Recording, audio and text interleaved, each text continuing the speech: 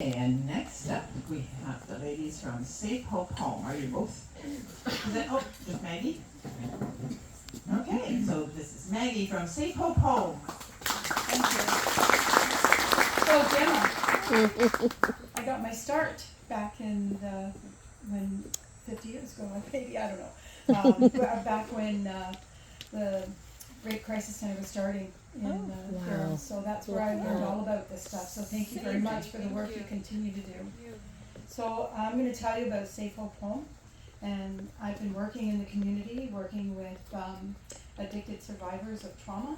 Now, I'm an addiction counselor by trade and working with women who've been like complex trauma is what we call it today. And that's what we do at Safe Hope Home. We have a couple programs. One is a long-term inpatient or live-in program. And that is where they come in and stay. They commit to a year, sometimes longer. And we help them get ready for the world, to be integrated into a world that is not ready to receive them. So, and they're not ready for that world either. If you can imagine that some of the women we serve have been trafficked since they were children. So, and we're talking like grade school. The average age of recruitment is 13 and 14. That varies all the time. I really don't like statistics because that only goes with what's reported. Most crimes of a sexual nature go without being reported.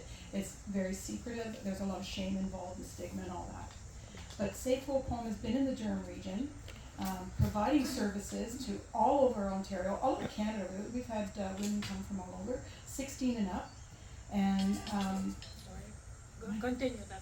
oh, I know, that went fast. Yeah. But we've been providing services since 2017. We had a beautiful home the location was private, but it is not private now because it's been all over the news and all over the papers everywhere.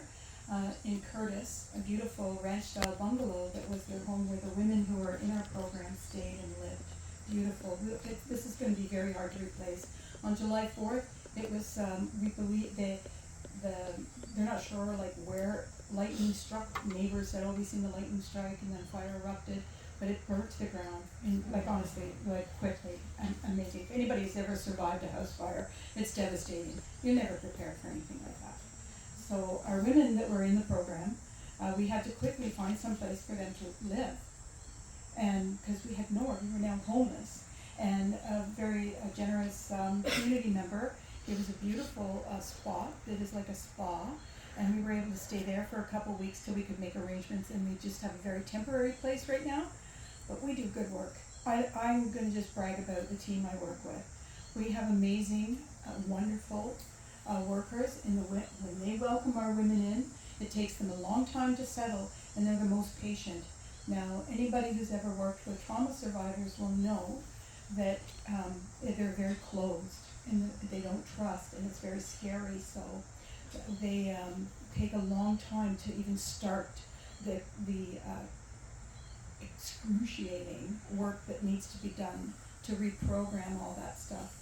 That's why we're long term, and we stay with them in our aftercare program or follow care program through our outreach program. So our outreach program is, this is where Alice and I worked together for a longer time. She's just recently been promoted to a good position of manager of operations.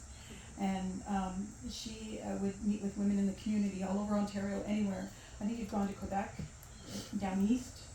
Yeah, all over the place. Winnipeg. Yes. So we'll just go anywhere our women go. So now I'm an addiction counselor. 1 minute. Yeah, okay. I'm an addiction counselor. And I've been working in the community since the 90s. I'm a retired addiction counselor from a hospital-based program here at Pinewood. And I took this gig. I had no idea what I was getting involved with. Everything I've ever experienced in my life, every client I've ever met, every piece of education I've had has brought me to this very moment to do this work. And they are homeless, and the money would go towards, I don't know how you're going to choose. But I'll tell you, the money would go towards help rebuilding somewhere. We don't even have a hopeful yet. but we're working towards it, and we have to move quick, because we have women, waiting to get in, literally dying to get in.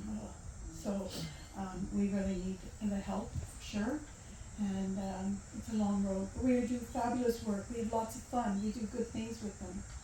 And I would just really hope that whoever you choose, whatever you can, I don't know.